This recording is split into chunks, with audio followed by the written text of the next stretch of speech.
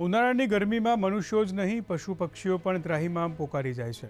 એવામાં અમદાવાદના કાંકરિયા સ્થિત પ્રાણી સંગ્રહાલયમાં આબોલ પશુ પક્ષીઓ માટે ખાસ વ્યવસ્થા કરવામાં આવી છે। ઝૂમાં 25 કુલર મૂકવામાં આવ્યા છે, જેના થકી પાંજરાઓને ઠંડા રાખી શકાય। ઉપરાંત છાંયડો ન આવતો હોય તેવા ભાગમાં ગ્રીન નેટ લગાવવામાં આવી છે અને એસીની પણ વ્યવસ્થા કરવામાં આવી છે। તેમજ પાંજરામાં દરરોજ બપોરે પાણીનો છંટકાવ કરવામાં આવે છે, જેથી પશુ પક્ષીઓને ઠંડક અનુભવાય। જો 45 ડિગ્રીથી વધુ તાપમાન જશે તો કુલરના પાણીની અંદર એન્ટી સ્ટ્રેસ મેડિસિન નાખવામાં આવશે, જેથી પ્રાણીઓને લૂ ન લાગે। આપણે 25 જેટલા બહુ સારા મોટા મોટા કુલર લગાવીએ અને એ ઇન્ડસ્ટ્રીયલ કુલર છે, તો ખૂબ જ સરસ ઠંડક આપે છે।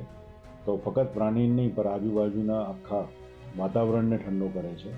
પણ વૃક્ષોના જ્યાં છાંયડો નહીં હોય અને ડાયરેક્ટ સનલાઇટ આવતી હોય ત્યાં આપણે ગ્રીન નેટ લગાવીએ અને પાણીનો છિડકાવ પણ કરીએ છીએ।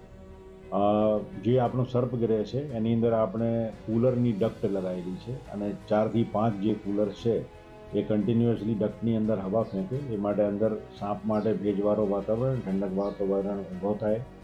જ્યારે નોક્ટર્નલ જે આખો ઝૂ બનાવ્યો છે અને એની અંદર અમે એક અર્થ ટ્યુબ હીટ એક્સચેન્જર અથવા તો જીઓથર્મલ એરેશનની વ્યવસ્થા કરી છે। આપણે બાગ માટે પાણીની હોજ છે, એની અંદર પાણીનો છિડકાવ પણ કરીએ અને ઇન્ડસ્ટ્રીયલ કુલર આપ્યા છે, જેના લીધે એ લોકોને ઠંડક રહે।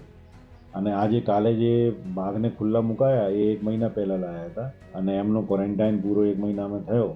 એ લોકો વ્યવસ્થિત સેટ થઈ ગયા, ખાદ્ય ખોરાકની લેતા થઈ ગયા, ત્યારે જ એમને પબ્લિક માટે ખુલ્લા મૂકવામાં આવ્યા છે અને એમને અહીંનું વાતાવરણ અનુકૂળ આવી ગયું છે।